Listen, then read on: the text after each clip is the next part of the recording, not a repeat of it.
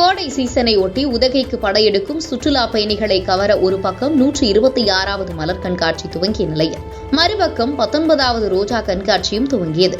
இது சுற்றுலா பயணிகளுக்கு டபுள் ட்ரீட்டாக அமைந்திருக்கிறது.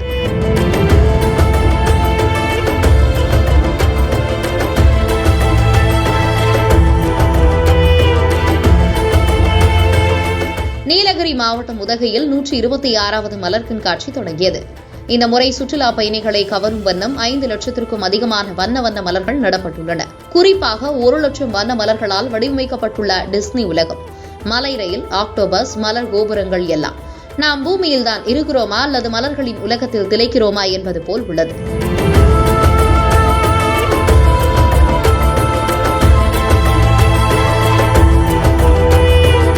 இந்த கண்காட்சியில் அமைக்கப்பட்டுள்ள பல்வேறு அம்சங்களை கண்டு மிகவும் உற்சாகம் அடைந்ததாகவும் குதூகலித்து வருவதாகவும் சுற்றுலா பயணிகள் தெரிவிக்கின்றனர். நல்லா வெல்கமிங்கா நல்லா இருந்தது. ப்ளூமிங்கா இருக்கு, ஃப்ளவர்ஸ் எல்லாம் பார்க்கறதுக்கு. பட்டர்ஃப்ளை பார்த்தோம், ரொம்ப happy. We feel like butterfly மாதிரி நாங்க பறக்கிற மாதிரி இருந்தது பார்க்கும்போது. 5 லட்சம் மலர்களை கொண்டு வந்து கண்காட்சி பண்ணிக்கிறதா சொன்னாங்க. நானும் சுற்றி பார்த்தோம், கிளைமேட் அருமையா இருக்கு. அப்புறம் லேவண்டர் வந்து ஆர்ச் பண்ணியிருக்காங்க, பட்டர்ஃப்ளை பண்ணியிருக்காங்க, ட்ரெயின் நல்லா அற்புதமாக பண்ணியிருக்காங்க. நாங்கள் என்ஜாய் பண்ணுறோம். கிட்டத்தட்ட ஒரு 5 லட்சம் ஃப்ளவர்ஸ் மேலே போட்டு டெக்கரேட் பண்ணியிருக்காங்க. Really it's very good. அதை சதர்ன் ரயில்வே இன்ஜின் போட்டிருக்காங்க, பார்க்க ரொம்ப நல்லா இருக்கு. இதேபோல 4.40 ஏக்கர் பரப்பளவில் உள்ள அரசு ரோஜா பூங்காவில் 19வது ரோஜா கண்காட்சியும் துவங்கியிருக்கிறது. இங்கு பட்டன் ரோஜா, ஊதா, பச்சை, இருவண்ண ரோஜா, சிவப்பு, மஞ்சள், இளஞ்சிவப்பு உட்பட 4200 ரகங்களில் 32,000 ரோஜா செடிகள் பராமரிக்கப்பட்டு வருகின்றன. தற்போது அனைத்து செடிகளிலும் சுமார் 1 லட்சத்திற்கும் மேற்பட்ட வண்ண ரோஜாக்கள் பூத்து குலுங்குகிறது.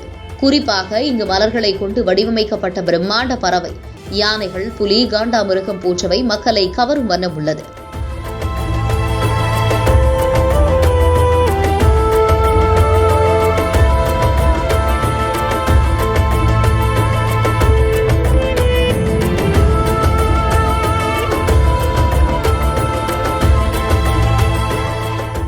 நூற்று 26வது மலர் கண்காட்சி இன்று துவங்கி மே 20ஆம் தேதி வரை என 11 நாட்களுக்கு நடைபெறுகிறது.